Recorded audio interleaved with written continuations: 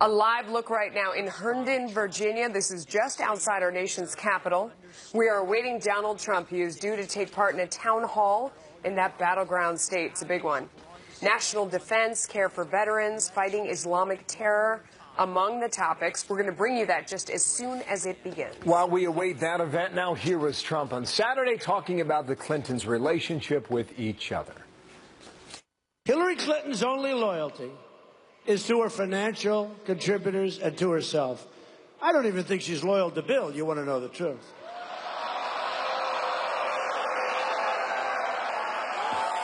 And really, folks, really, why should she be, right? Why should she be? Marianne Marsh, former advisor to Secretary Kerry, and Kristen Soltis Anderson, Republican pollster and columnist for the Washington Examiner. How you doing, ladies? Good morning to both of you. Kristen? Good morning, Bill. I don't know. It's just last week we were talking about Howard Dean and cocaine.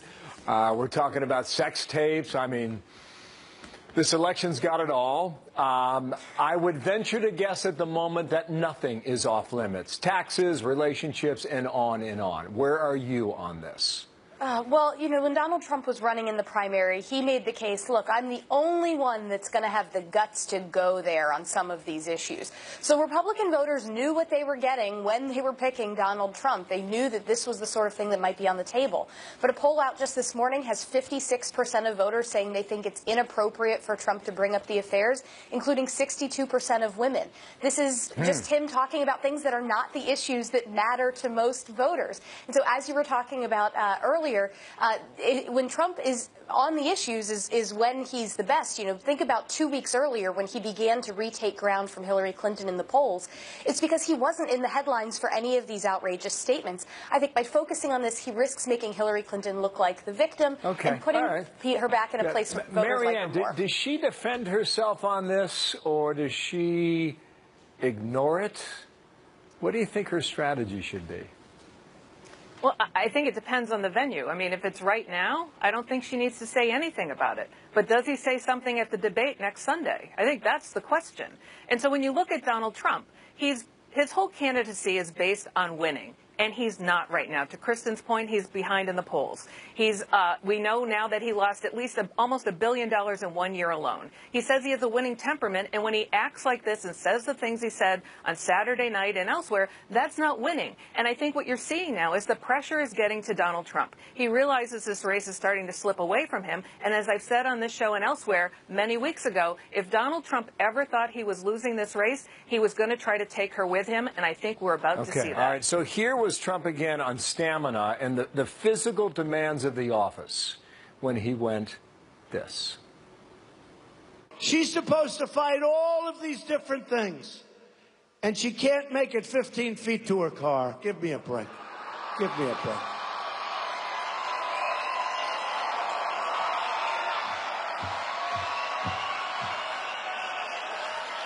Give me a break. She's home resting right now. She's getting ready for her next speech, which is going to be about 15 minutes, and it's going to be in 2 or 3 days. That was kind of like the Ben Carson moment from the primary battle. Kristen, is she vulnerable on health? What's the effect of that aspect of Trump's presentation, let's call it? So there was some polling that came out about 2 weeks ago around the time of the 9/11 memorial when she did have some trouble sort of getting into the van, where there were voters saying, look, I am concerned. I am concerned that, you know, there was actually a very morbid poll question that asked, do you think that these candidates would make it through the first term? And there's a sizable portion of voters who think that it's possible that whoever we elect might not make it through the first term of their presidency. So this is the sort of thing that I actually think does make voters concerned. You know, these candidates make voters a little bit anxious. Both Donald Trump and Hillary Clinton, if you ask voters, they say the idea of them being in the White House makes them anxious. The idea that you could vote for someone and then they might not make it through the first term is something that certainly I think keeps a lot of voters up at night. With that said, again, it's not about the issues, which I think means that it's not a strong message. Okay, listen, there were so many headlines over the weekend. Here's another one. Leaked audio of Hillary Clinton from February talking about basement dwellers, Bernie Sanders supporters, when she said this. They're children of the Great Recession, and they are living in their parents' basement. If you're feeling that you're consigned to being a barista or, some other job that doesn't pay a lot and doesn't have much of a ladder of opportunity attached to it, then the idea that maybe, just maybe, you could be part of a political revolution is pretty appealing. How do you defend that, Marianne? What do you think the impact of that is? That's pretty easy, frankly, and it's been, I'm really disappointed in the media, many outlets, who just looked at the top line of this and didn't look at this entire quote. And there are a lot of apologies and retractions due here. The fact is, she was analyzing why millennials feel this way. They are children of the recession. They watch their parents lose their homes, lose their marriage, lose everything, and they have struggled along the way. So she was empathizing with them and explaining why they think about politics the way they do, and she is spot on right about it. Okay, and so that's why she's offered plans to make college more affordable. They had an event, right? Very They canceled that today, right? That's about, you know what that is, Bill? It's far more efficient for Bernie Sanders to go out and campaign on his own and Hillary Clinton to go campaign on her own with 36 days to go and states to win. Come on, Marianne. That's what that's Come on. about. That's thin. No, fact. Fact, Bill. Fact. Fact. Check it out. Last word. I think that in some ways that her read of the millennial generation is a little bit wrong, because I think a lot of them don't just want free college and free health care. I know it's kind of easy to demonize millennials as just wanting free stuff. They'd like but a lot job. of the research I've done, they'd like a job. They'd like ways to pay for college on their own. They'd like health care to be affordable. It doesn't mean they want just handouts. And I think this idea that you can win young voters with handouts is the wrong approach. I'm out of town. We had a lot to get to. Thank you, ladies, to both of you. Marianne, thanks in Boston. Kristen, thanks to you in D.C. Melissa. So we are waiting right now for Donald Trump at a town hall in Virginia. The event coming on the heels of a New York Times report about Trump's tax return from more than 20 years ago. The report getting a lot of attention. But did the New York Times break the law by running the story? The Trump campaign certainly thinks so, saying, quote, "The only news here is that the more than 20-year-old alleged tax document was illegally obtained. A further demonstration that the New York Times, like establishment media in general, is an extension of the Clinton campaign, the Democratic Party, and their global special interests." Judge Andrew Napolitano is a Fox News senior judicial analyst and a sage word on all things legal. Tell me, did the New York Times break the law? No, the New York Times did not break the law, but someone apparently did. We don't know who, because we don't know who sent it to the New York Times. Look, a tax return, once filed, is the property of the government, and it has the highest degree of protection of any category of documents. So somebody broke the law by getting this partial return into the hands of the New York Times. But once in the hands of a professional media person or organization, if the material in the document is material to the public interest, like the Pentagon Papers or the Snowden exposures or Donald Trump's tax returns, then the publication of the contents of the document is protected, meaning they can't be sued and they can't be prosecuted. I understand the Trump campaign's frustrations. Yeah. It's interesting. But the law is not on their side. The New York Times kind of wants to have it both ways, because if you think back, there were those emails that related to ClimateGate and Hillary Clinton. They didn't print those, and their defense was that they thought it was stolen documents. You know, that they would be breaking the law by printing it. I'm smiling because they know that that's not a defense. They were the defendants, the New York Times, in the Pentagon Papers case, which is the seminal case in 1974, unanimous Supreme Court opinion saying if it's material to the public interest and a publisher gets it, doesn't matter how the publisher gets it, the publisher can publish it. So the New York Times folks know that. They obviously were showing their hand in this Trump versus Clinton race by publishing what was protected for him, but not publishing what they thought was protected for her. In terms of him breaking the law, not breaking the law, as you look at the tax lawyer, I know you're not a tax lawyer, but he didn't break the law. It doesn't. In fact, he followed it. Yes, that is correct. Look, the tax code, I'm holding my hand above the floor, so it's 4 feet thick, 70,000 pages of regulations. But they were either written by the Congress or their revenue rulings by the IRS itself, telling taxpayers what to do and how to file. Donald Trump hired people to show him how to take advantage of laws that Congress enacted. So if you have, the numbers are staggering, $1 billion loss in 1995, you can take that loss against your taxes in the 3 preceding years or the 15 years following. Now, Can the Times conclude that he paid no income taxes whatsoever in the past 20 years? No. They don't know. They Yeah, would they don't need know. to see all of his returns in there. Can we conclude that he properly utilized the $1 billion loss? No. We need to see all of his tax returns. Yeah. But on its face, can a person do what the Times said Donald Trump did lawfully? The answer is absolutely yes. Yeah. I guess the outrage is that he didn't pay more than he owes. I don't know how many people out there in the audience pay more. Do you tip Uncle Sam? I try not to tip Uncle Sam. It's a course of business. Some people make judgment calls in favor of the IRS. But look, there's at least one Supreme Court opinion right on point that says no one should pay, quote, a nickel more than he owes. And in America, the taxpayer tells the government what the taxpayer owes, rather than in other countries where the government tells the taxpayer what the taxpayer owes. There you go. But you can see why he's under 20 years of audits, because of this type of proper but very sophisticated and with huge numbers use of the tax code. Yeah, I think that probably he lost a lot of the people in the audience in terms of just following the story. When they said lost $1 billion, people can't picture what that means. Right, Anything right. that's said after that is kind of lost in the now noise. it's political. Now it's for him to explain it so that the public can understand it. Or just turn to the issues. Right. Or just turn to his issues. Right. That, you could also do that. Judge Napolitano, thank you so much. Always a pleasure, Melissa. All right, Bill, back to you. Exactly right about that. 18 minutes now before the hour. We've been watching the hall here. This is Herndon, Virginia. It is slightly west of the nation's capital, where Donald Trump will be any moment now.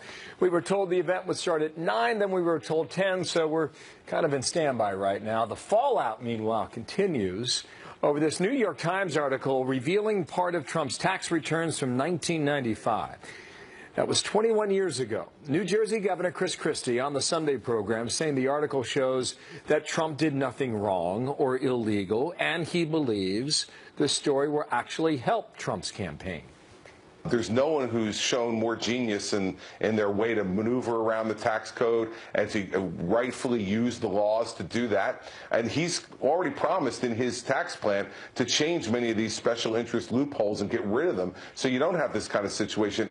This is a guy who, when lots of businesses went out of business in the early 1990s, he fought and clawed back to build another fortune, to create tens of thousands of more jobs. And this is actually a very, very good story for Donald Trump. So Howard Kurtz now, Fox News media analyst, host of Media Buzz. Howie, how you doing? Good morning. Good morning to you. Bill. You had a packed program on Sunday. You had Kellyanne Conway on from the Trump team. You had Brian Fallon on from the Clinton team. Take the Trump team first. How are they characterizing the reaction now to the tax deal and everything else that happened the last 48 hours, literally? Well, as you just saw, Bill, Chris Christie and Rudy Giuliani both using the word genius to describe this tax story. I think it's ingenious on their part to try to spin this in a way that's positive. Now, look, as you've been observing this morning, that Donald Trump broke no laws if indeed he used that nearly $1 billion loss to wipe out his taxes for the next 15 or 18 years. So I don't think it's quite the bombshell that some of the media are presenting it as, but it's not a great story to have come out a month before the election when, you know, you're running against a rigged system, and it shows that Donald Trump, at the very least, took advantage of a rigged system. Brian Fallon was on from the Clinton team, too. Did you get a chance to talk to him about the basement dwellers and Bernie Sanders?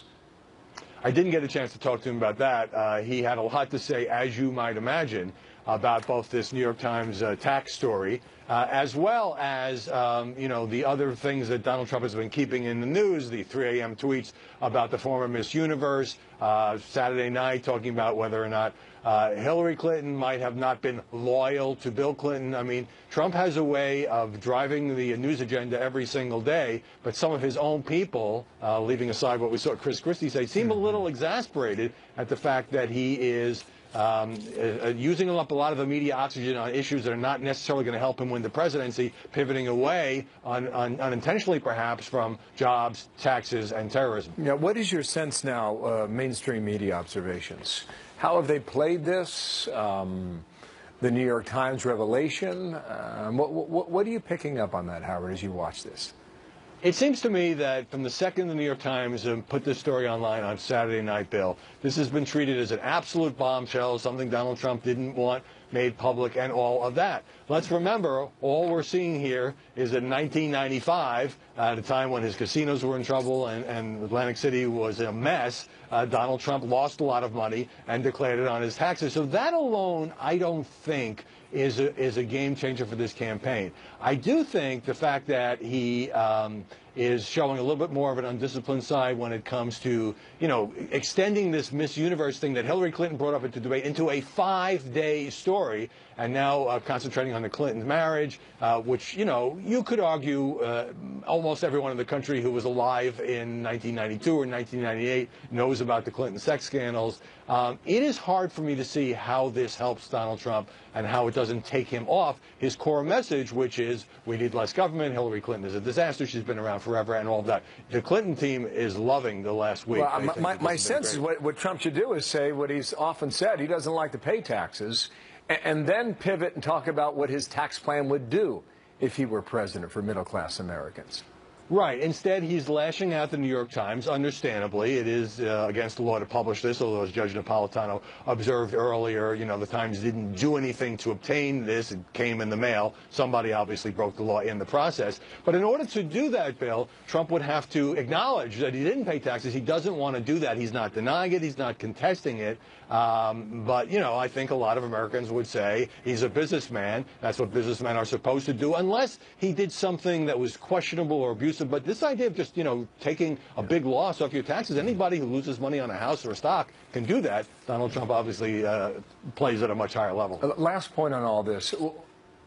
When you think about Trump supporters, do they trust the media in general? When they see a story from the New York Times, do they dismiss it outright? Or is it still, Howie, that middle 8 to 10 to 12% of undecided voters, perhaps independent voters, that would be looking at this more carefully? Or do they simply say, that's just what you do?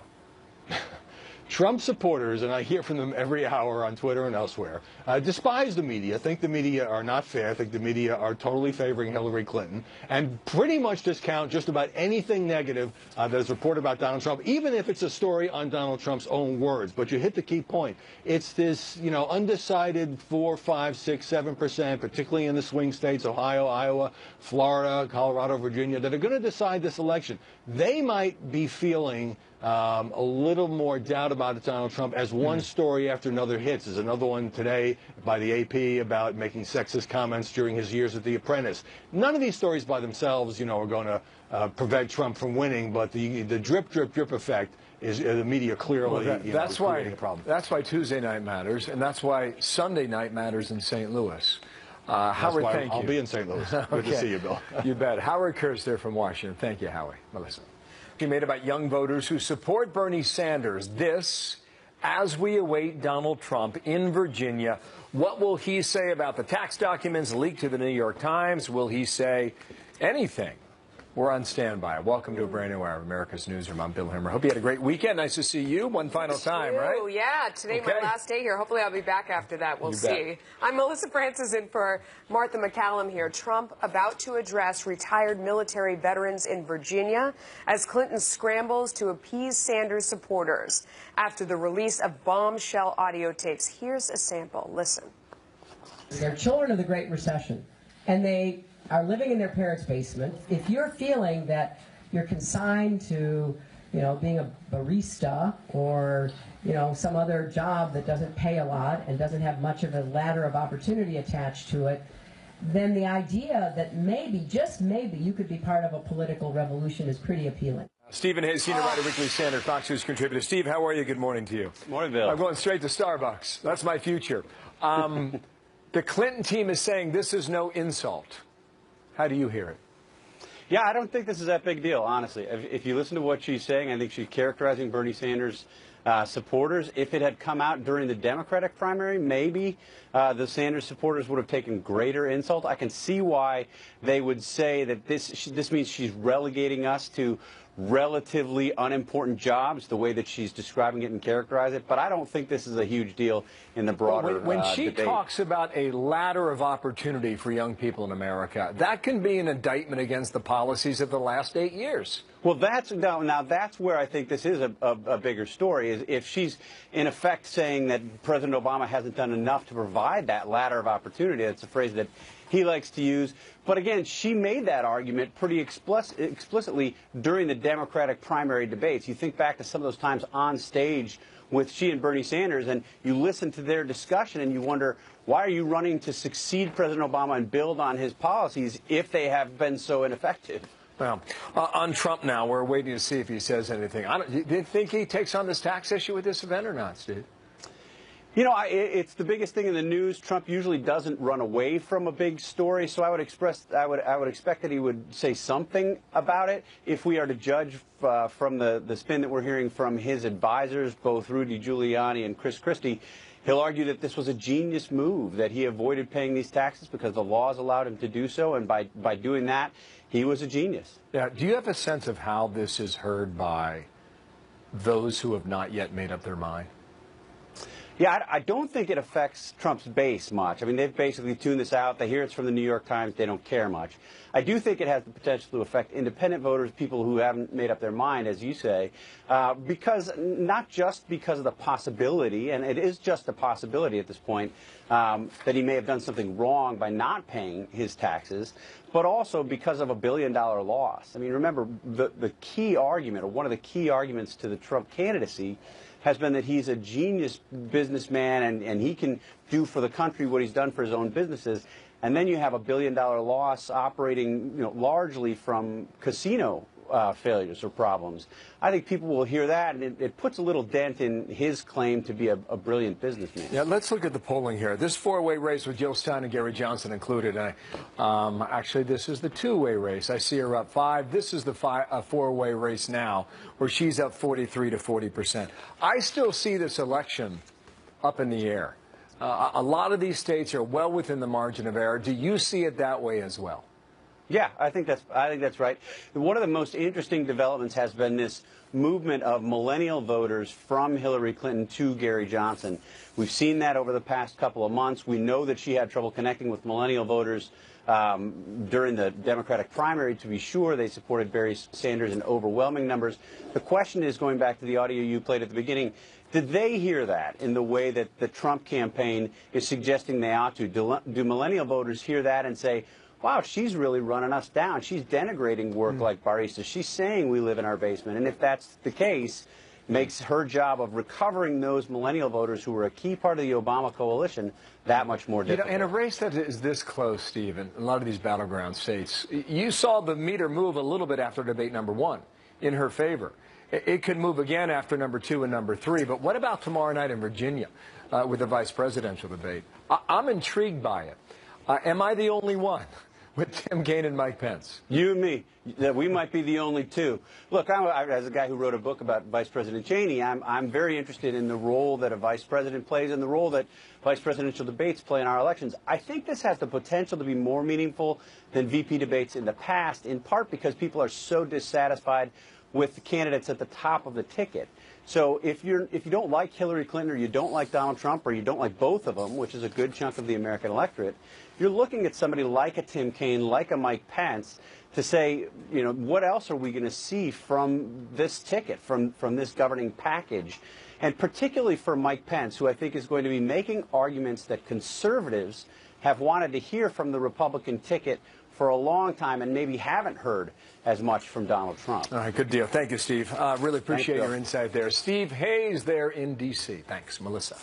Meanwhile, Hillary Clinton heading to Ohio as she deals with the fallout from those leaked comments about Sanders supporters. Rich Edson is live in Chappaqua, New York. So what is Hillary Clinton up to today, Rich? Good morning, Melissa. And remember, just when you talk about those comments from Bernie Sanders and the reaction to it, Bernie Sanders essentially saying that Hillary Clinton is absolutely correct in her assessment. Donald Trump had tried to drive a wedge and say that Bernie Sanders supporters should stop backing Hillary Clinton because of what he said, what she said, the example of a barista living in their basement. And she's taking a page out of Bernie Sanders' playbook here. And according to a campaign aide, will be going after 2 corporations in Ohio talking about the economy. She'll talk about Wells Fargo and Mylan Pharmaceuticals. Wells Fargo, of course, criticized by Congress, bipartisan over the past couple of weeks for opening up unauthorized accounts. Mylan Pharmaceuticals, they make EpiPens. The price of EpiPens has increased by hundreds of dollars over the last several years, and they caught bipartisan heat from Congress last week as well. And so Hillary Clinton, according to a campaign aide, will talk about how the government and consumers can take action against what they're calling corporate bad actors. This, in keeping with the same vein as Hillary Clinton and her campaign continue talking about Donald Trump's 1995 tax returns, as reported in the New York Times. His statement that he gave to the New York Times was what they call in the industry a non-denial denial. Talked about all types of other forms of taxes that he pays, but it didn't deny that he hasn't been paying federal income tax the last few years. I think that the secret is out, that this report is a bombshell because it exposes the real reasons why Donald Trump has been holding back his tax returns. Those tax returns, at least a few pages of them, showing that he deducted hundreds of millions of dollars in losses as a real estate developer. Those deductions are available to him. Hillary Clinton and President Bill Clinton taking advantage of the charitable deduction, for example. Much less when you talk about the deductions available, but still plenty of politicians releasing their tax returns. Donald Trump has not, but they often take the deductions available to them.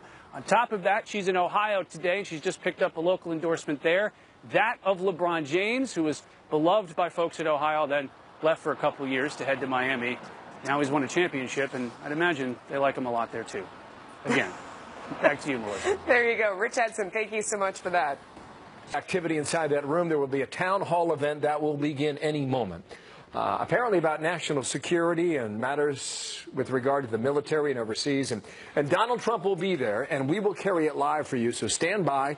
We shall be west of our nation's capital when that event begins. The reality is he's a genius. What he did was he took advantage of something that could save his enterprise, and he did something we admire in America. He came back. What it shows is what an absolute mess the federal tax code is, and that's why Donald Trump is the person best positioned to fix it.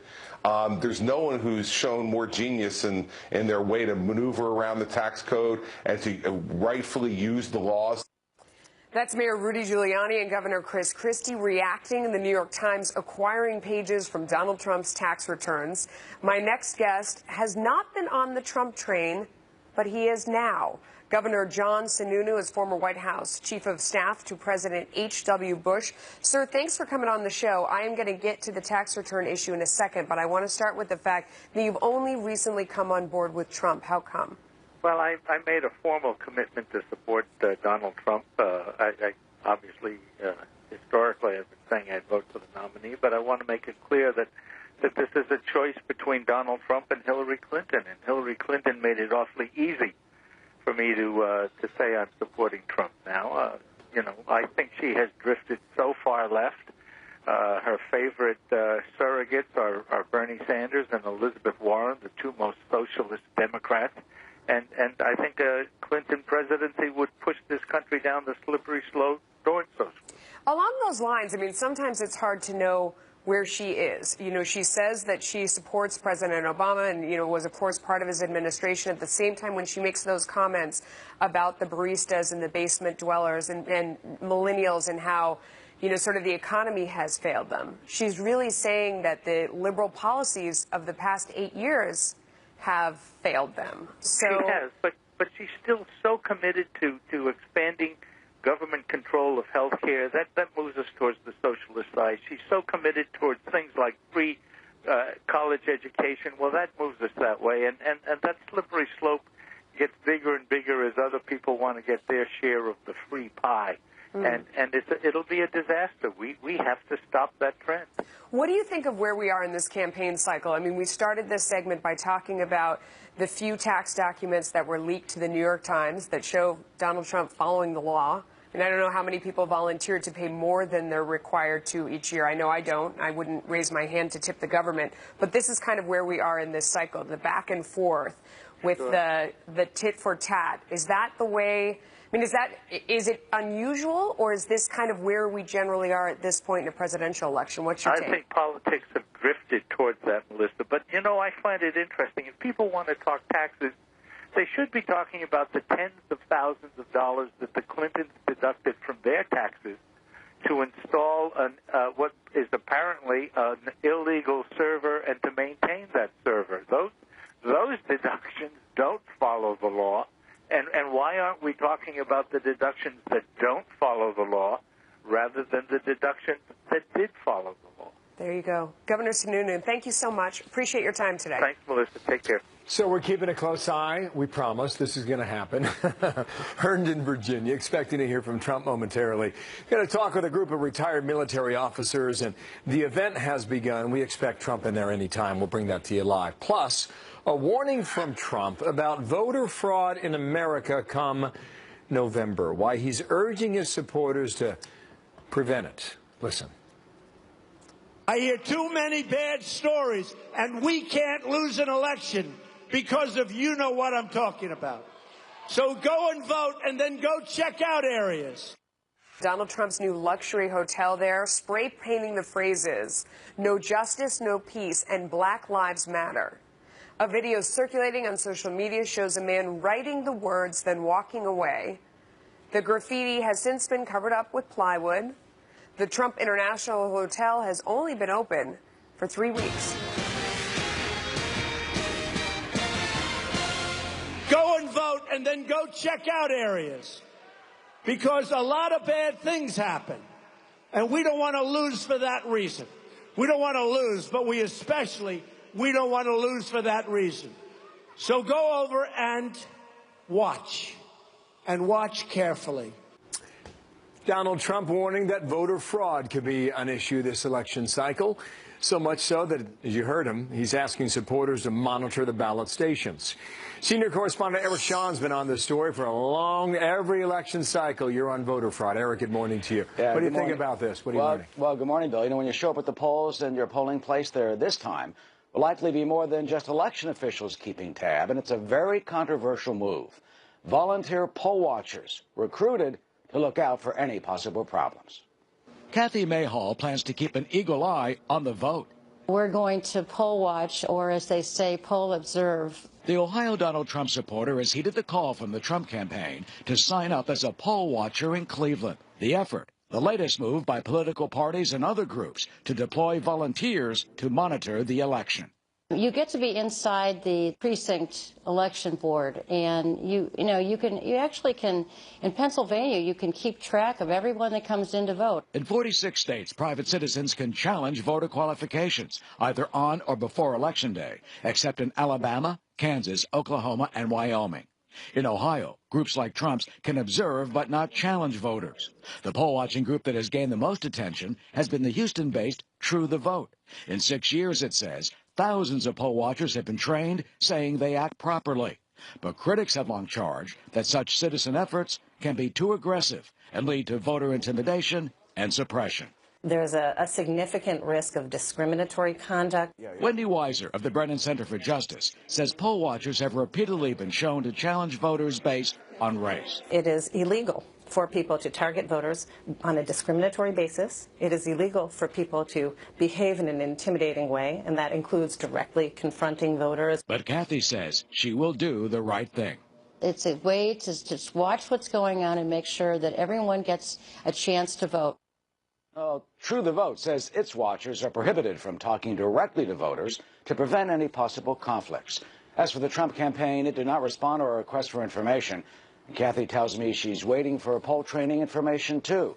But she says she is ready to be dispatched at the polls in her key swing state of Ohio. Wow. Okay, Eric, thank you. Keep an eye on it. Eric Shawn there in our newsroom in New York. Thanks. Let's talk about all of this with our panel. Joe Trippi is the former campaign manager for Vermont Governor Howard Dean, and Karl Rove, former senior advisor and deputy chief of staff to George W. Bush. Both are Fox News contributors. Great to have you both.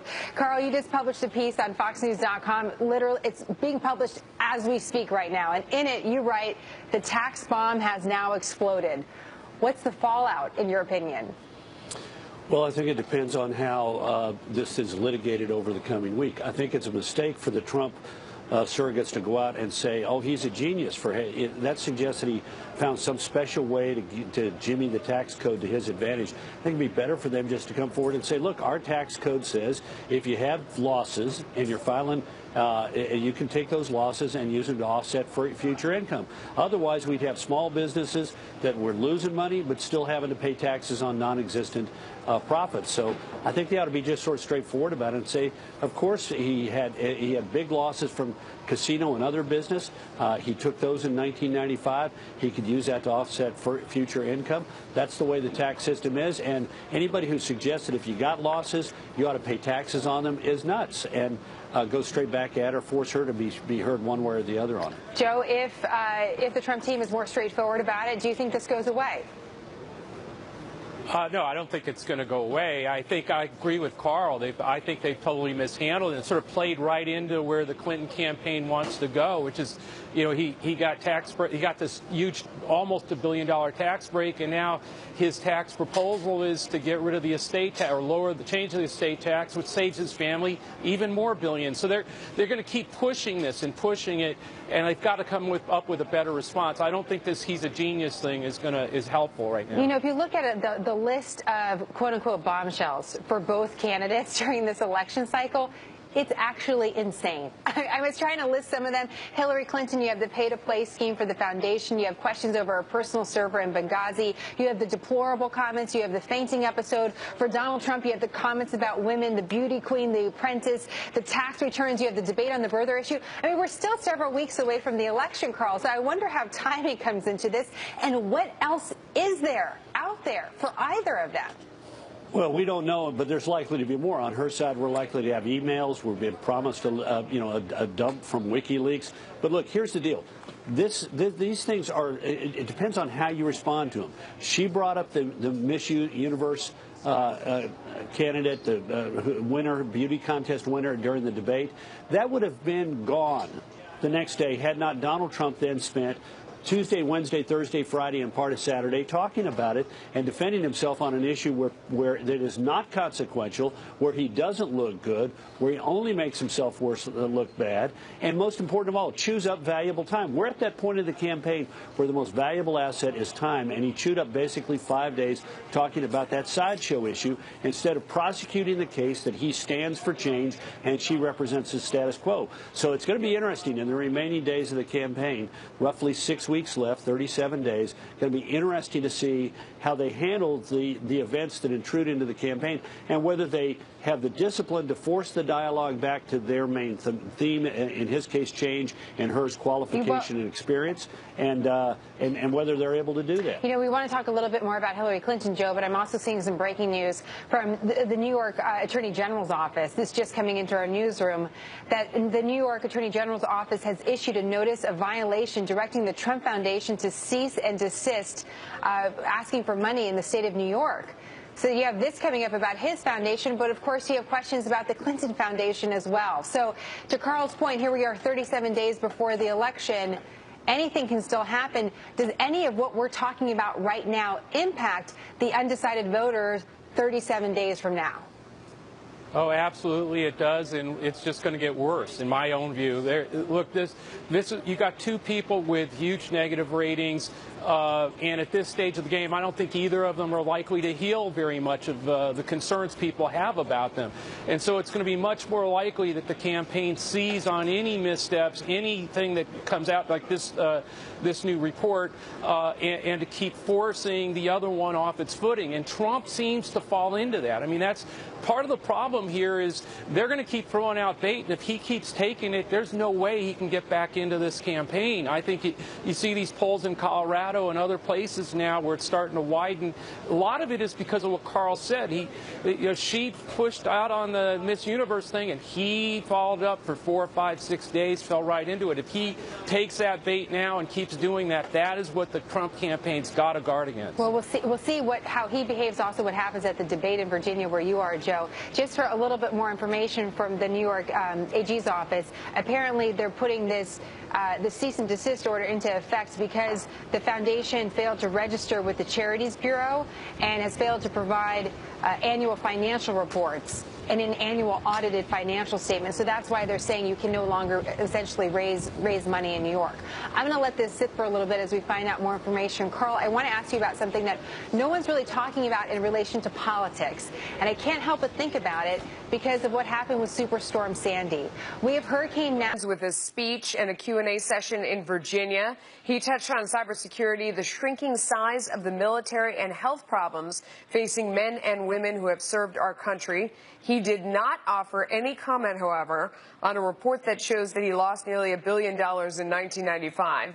Senior national correspondent John Roberts is live in Pueblo, Colorado, where Trump is campaigning later today. John, news just breaking minutes ago about the Trump Foundation. Tell us about that.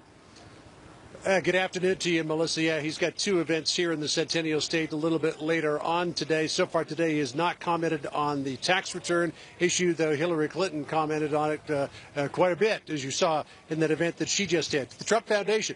New York Attorney General Eric Schneiderman, who we should point out is both a Democrat and a supporter of Hillary Clinton, has been investigating the Trump Foundation, and within the last hour issued a cease and desist order to the officers of the Trump Foundation, telling them to stop raising money because, according to Schneiderman, the Trump Foundation lacks the appropriate certification to be collecting monies from the general public in the state of New York City in excess of $25,000 per year.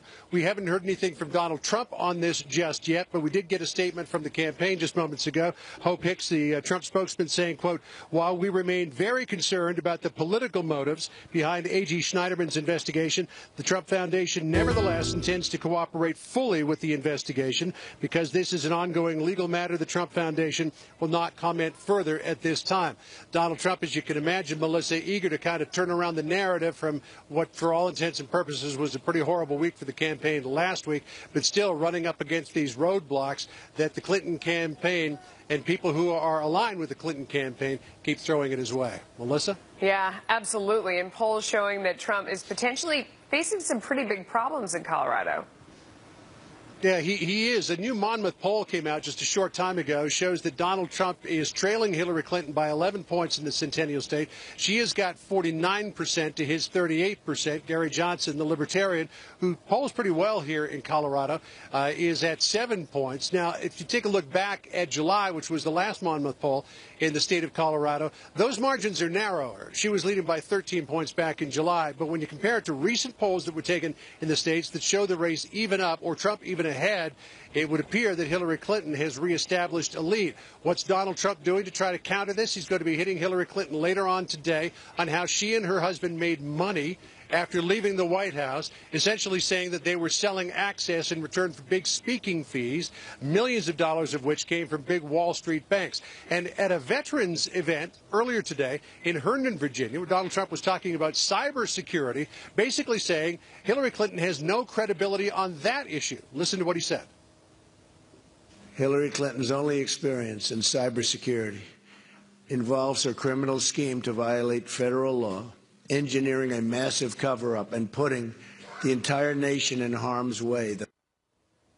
But at the same time, Trump taking some heat in the last hour over comments that he made at that event when asked about post-traumatic stress disorder. He said that people in the room who are strong were able to deal with what they saw during war, but others aren't particularly able to deal with it. That was seen by some people, and many of them in the Hillary Clinton campaign, is Trump saying that only weak people suffer from post-traumatic stress disorder. The campaign released a statement about that shortly ago, Melissa, in which they said that Trump's comments were taken completely out of context. So that's something to watch this afternoon as well to see how that develops. Boy, Melissa? That is a lot of back and forth. I'm glad you're out there staying on top of it for us. Thank you for that. WikiLeaks Thanks, founder Julian Assange may be backing down, another wild card in this race. After promising his own October surprise about Hillary Clinton, WikiLeaks founder Julian Assange is now maybe dialing back the claims he could potentially shake up the presidential race. Why he did it, what evidence he may have, we'll check in on that.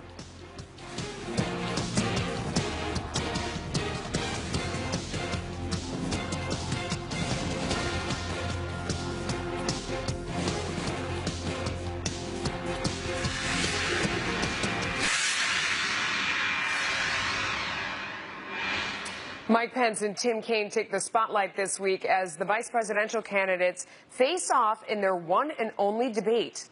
We have Fox team coverage. Jennifer Griffin is on the Clinton-Kaine campaign, but we're going to begin with Carl Cameron, who is live in Farmville, Virginia. So, Carl, how has Governor Pence been preparing for tonight? Vigorously. His aides like to say that from the moment he accepted the running mate's slot in Donald Trump's ticket, that he knew that there would be two important days. One, his convention speech, which of course is off of a teleprompter and he doesn't have to face any questions or any lip from an opponent, and tomorrow night, the vice presidential debate. It's a one-time off. It'll be the biggest audience he's ever had in his political life, and his preparation for it has included a sparring partner, Wisconsin Governor Scott Walker, who were told behind closed doors in one of those sessions, then they do go the full 90 minutes, and he's been doing them almost daily. At one point, Pence said, well, I'm glad I'm not debating Scott Walker. So apparently, Walker threw a few spitballs at him. There will certainly be plenty of them tomorrow, and one of the things that Mike Pence realizes he has to do is he has to advance Donald Trump's agenda, the policy. And there's been a lot more name-calling than there's been policy in the Trump campaign. And Trump, long ago in his own political career, said he would never get personal and never do personal attacks in American politics, which certainly Donald Trump at the top of the ticket has not been reluctant to do. Don't expect a lot of that. Pence will use policy. When he's asked about some of Trump's statements that have been rhetorically incendiary, he will say, well, what he was discussing was, for instance, immigration, or he was discussing trade. And his criticism of Hillary Clinton will then be repeated. Trump's criticism of Hillary Clinton will then be repeated by Mike Pence, but perhaps not with the same degree of name-calling. There's a lot riding on this. The vice presidential campaign, the vice presidential candidate, is always number two in succession. And both Donald Trump and Hillary Clinton are older candidates than the country has seen in a long, long time. And there's also the issue of the Senate, because it's in play, and the vice president says has the deciding vote when there are tied votes in the Senate. And if it's Mike Pence, the conservative agenda and Donald Trump's gets advanced. Obviously, if it's Tim Kaine, from the Pence perspective, that's no help at all. Good stuff. All reasons to watch. Campaign Carl Cameron, thank you so much. Our team coverage continues with Jennifer Griffin, who is also live in Farmville, Virginia. Jennifer, how is Senator Kaine preparing for the debate tomorrow night? Well, Melissa, he's taking a page from his running mate's book. He's doing a lot of mock debate sessions. Standing in for on the other side is Bob Barnett, a Washington lawyer who has done this for many years for the Clinton campaign. He's taken a few days off the campaign trail for that prep. Now, Kaine has an avowed nice guy image. He has called himself boring on more than one occasion, but this debate tomorrow night is not really between Tim Kaine and Mike Pence and what they stand for. This is about who can smear the top of the ticket. Kaine will come out swinging, likely, about Trump apparently not paying taxes for 18 years. He'll focus on his business failures, 6 bankruptcies, and detailed accounts of small business owners that the campaign has been bringing out on the campaign trail, saying that they had not been paid by Donald Trump. Pence, for his part, won't focus as much on Tim Kaine, who was widely respected in the Senate by his fellow Republicans, but he will hit him hard on Clinton's handling of classified information, private email servers. I would be surprised if he brought up Bill Clinton's sexual past, given that he has shown no inclination to go there. In fact, it was Mike Pence who laid down the law, saying Jennifer Flowers would not be attending the last debate as the campaign's guest at the Hofstra debate. Melissa. All right. Thank you so much for that. The debate tomorrow will give the VP nominees some much-needed face time. Recent polling shows that 16% of likely voters have never heard of Senator Tim Kaine. 12% don't know who Governor Mike Pence is. Oh, well. 21% have no opinion of Kaine. 14% have no opinion of Pence. Jessica Tarlov is a Democratic pollster and a senior political strategist for Schoen Consulting. Mercedes Schlapp is a GOP strategist and former spokesperson for President George W. Bush. Thanks to both of you for joining us. Yeah. Jessica, this debate might actually have some substance. These candidates might get down and really talk about the issues. It's a lot less about style. Am I right to hope for this? No, you're not at all. And I think this is what Americans, or Americans who know that it's happening tomorrow night, are hoping for as well. We've heard a lot of people say, oh, let's just talk about the issues, and now you might get your chance. It'll probably be a little bit less interesting, obviously, not as no one on the stage will be as colorful as Donald Trump. But I think that we are going to hear about the policies. We're going to hear about records. We're going to hear about, causes that both of these men have fought for through their entire careers. Mercedes, Mike Pence, he's a very funny guy. Do we have that soundbite? I like when he came out, he introduced himself. Well, he's funny in spite of himself. Let me show you what I mean. It's a long way from Indiana to New York City. Really. I mean, I like to tell people, he's charismatic, bigger than life, interesting, and then there's, me. I kind of balance the ticket. Right? 90 minutes on stage. There's going to be a great opportunity for the American public to see if this guy can tell the truth. I mean, or maybe if he recognizes the truth. Okay, so setting aside that a lot of people don't know who those two guys are, when they see them come out, Mercedes, Mike Pence, he's self-effacing, which is not something we've seen a lot of in this campaign. He's likable, another thing that the headliners really miss. Could be interesting to get to know him more. Well, I have to tell you, in conservative circles, Mike Pence is viewed as he's Reagan-esque. He's just such a strong communicator. He understands how to talk about economic issues, national security. In Indiana alone, he was able to reduce the unemployment rate by more than half. So I really think that Pence has an opportunity to connect to the ordinary American out there, to talk about Trump's economic and national security vision for America. And I think it gives Mike Pence an opportunity to almost reset a bit the campaign after we saw just a very bad week last week for Donald Trump. And let me tell you, this goes back to 2012 when Biden and Ryan had their vice presidential debate. It was Biden who really was able to help President Obama, who really had a very poor first debate against Mitt Romney. Yeah. Jessica, Tim Kaine is a guy they like to say he's never lost an election. I bet we're going to see the reason why. Yeah, no, I think so. He's a very skilled politician, but he's also a really genuine guy. As you mentioned in the introduction, nobody dislikes Tim Kaine. I remember the day that it came out that he was going to be VP. I believe it was Jeff Flake tweeted, trying to think of something mean to say about this guy, but I just can't. Congratulations to Tim Kaine. So you're going to see that. I think he may speak in Spanish a little bit, talk about his son's military service. To Mercedes' point, conservatives do love Mike Pence for obvious reasons, but I think Tim Kaine's going to be hitting him on a lot of those issues, the conservative agenda points, the Religious Freedom Restoration Act specifically, talking about how anti-choice he's been, anti-Planned Parenthood, doesn't want to raise the minimum wage and issues like that. But that will help enormously to shore up conservatives. Wait, hang on. Before we devolve into this, let me ask you, Mercedes, when one of them gets out there and they express an opinion or a stance, is it right to assume that that is the position for the whole ticket? Is that fair? Because there's a lot of distance between Mike Pence and Donald Trump on a normal day. Well, I think for Mike Pence, his job is to support Donald Trump's vision. I think they're very much in line about the fact of tax reform, cutting taxes, cutting regulations, which we know are strangling businesses. And so it gives an opportunity to talk about how are we going to create economic growth in America. I think you're going to see more of a substantive policy in talk, basically. You're also going to be talking about trade. So I think for the question for Tim Kaine is that he supports this he increased taxes while he was Virginian governor over, $4 billion. He's going to have to defend himself on this big tax, big spending, extreme type of policy, and really just very much cozy with the Wall Street. We gotta go. You both answered twice. It was fair and balanced. Thank you for coming on. We appreciate it. I'll see you again. Melissa. All right. The first Monday in